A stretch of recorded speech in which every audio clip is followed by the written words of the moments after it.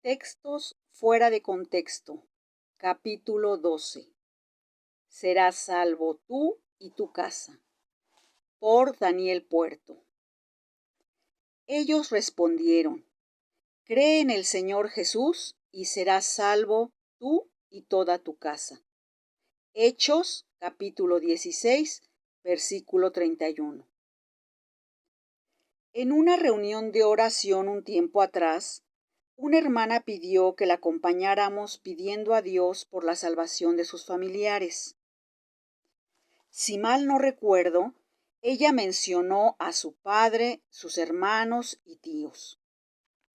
Nosotros le prometimos que oraríamos en ese momento por la salvación de su familia. Pero antes de comenzar a orar, ella nos dijo: Yo tengo fe que Dios salvará a mis familiares porque en su palabra dice: Cree en el Señor Jesucristo y serás salvo tú y tu casa. Yo confío en las promesas de mi Dios. Por supuesto, ella se estaba refiriendo a Hechos capítulo 16, versículo 31. Ahora bien, si esta es una promesa, como ella pensaba, entonces se le debe una explicación a muchos cristianos. Muchos de nuestros hermanos y hermanas han orado toda su vida por la conversión de un familiar y sin embargo nunca llega. Entonces, ¿qué ha pasado? ¿Cuál es el contexto del pasaje? Lo dicho por Pablo en Hechos capítulo 16, versículo 31, acontece en medio de su encarcelamiento junto a Silas, poco después de haber sido azotados. Ellos habían sido puestos en el calabozo y mientras oraban y cantaban himnos a Dios, de repente se produjo un gran terremoto, de tal manera que los cimientos de la cárcel fueron sacudidos. Al instante se abrieron todas las puertas y las cadenas de todos se soltaron. Capítulo 16, verso 26. De acuerdo con la ley romana, si un guardia perdía a un prisionero, él recibía el mismo castigo que el gobierno había determinado para el delincuente. Al ver todas las puertas abiertas, el carcelero entró en un estado de pánico, al punto de buscar su espada para quitarse la vida. Los gritos de Pablo evitaron su suicidio, al explicarle que todos los presos seguían dentro de la cárcel. Luego de tan emocionante escena, el carcelero preguntó a los misioneros: Señores, ¿qué debo hacer para ser salvo? Capítulo 16, verso 30. La respuesta de Pablo y Silas fue la proverbial expresión: Cree en el Señor Jesucristo y serás salvo tú y toda tu casa. Como la señora en la reunión de oración, muchos cristianos entendieron estas palabras como una promesa directa de parte de Dios para ellos mismos. Ellos vieron en este versículo una razón para creer que sus familiares no creyentes algún día, tarde o temprano, llegarán a creer en Cristo como Salvador. Historias y enseñanzas. ¿Es Hechos 16, verso 31 una promesa de Dios acerca de la salvación de nuestros familiares? En resumidas cuentas, no. Una regla importante que debemos seguir al estudiar la Biblia es interpretar las narraciones históricas a la luz de los textos didácticos, es decir, interpretar las historias en base a las enseñanzas.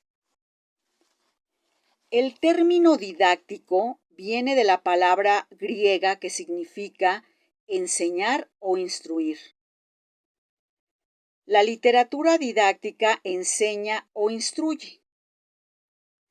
Hablando en términos generales, los evangelios y el libro de los Hechos son en gran parte narraciones históricas, mientras que las cartas de Pablo, Pedro, Juan, etc., son textos didácticos.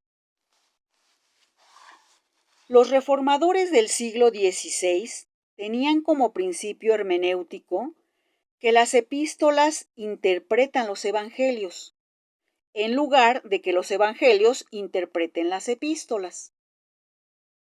No podemos sacar nuestra teología de narraciones históricas ignorando la enseñanza que con claridad podemos leer en los pasajes didácticos. El escritor español José M. Martínez explica de manera contundente que la atribución de carácter normativo a un hecho determinado debe basarse en otros textos del Nuevo Testamento que la justifiquen. Sin el debido apoyo del resto del Nuevo Testamento, no debe generalizarse ninguna experiencia personal o práctica eclesiástica y propugnar su repetición como si fuese exigible a todo cristiano o a toda iglesia local. Ello sería una ligereza poco recomendable. En Hechos capítulo 16, verso 31, Dios no enseña que mi familia recibe salvación automáticamente después de que yo soy salvo. Tampoco enseña que Dios me prometió que los miembros de mi familia serán salvos si yo comprendí el Evangelio y recibo el regalo de la salvación. De acuerdo con el mensaje completo del Nuevo Testamento, los miembros de la familia del carcelero recibirían salvación si escuchaban el mensaje y eran objeto de la obra regeneradora del Espíritu Santo. Como enseña el capítulo 10 de esta misma obra, para que ellos creyeran en Cristo como Salvador, el Evangelio tenía que llegar a sus oídos, Romanos capítulo 10, versículos 13 al 17, y el Espíritu Santo tenía que hacer su obra de salvación. Juan capítulo 3, versos del 1 al 8. Y esto mismo sucedió, pues los versículos siguientes narran que ellos escucharon la palabra, creyeron y fueron bautizados con gozo. Hechos 16, versos 32 al 34. Sí, Pablo le dijo al carcelero de Filipo que su familia sería salva si él creía en el Evangelio. Pero eso fue el apóstol Pablo al carcelero de Filipo. Una promesa particular dada en el tiempo, no una promesa que yo pueda dar a quien yo quiera. No hay ninguna enseñanza en la Escritura que confirme que mi conversión va a dar como resultado la conversión de mis familiares. Es una hermosa historia, no una enseñanza eterna. Lo que sí se nos enseña con toda claridad en la Escritura es la disposición de Dios para salvar a cada individuo que crea en Jesús. Romanos capítulo 10, verso 9. Conclusión.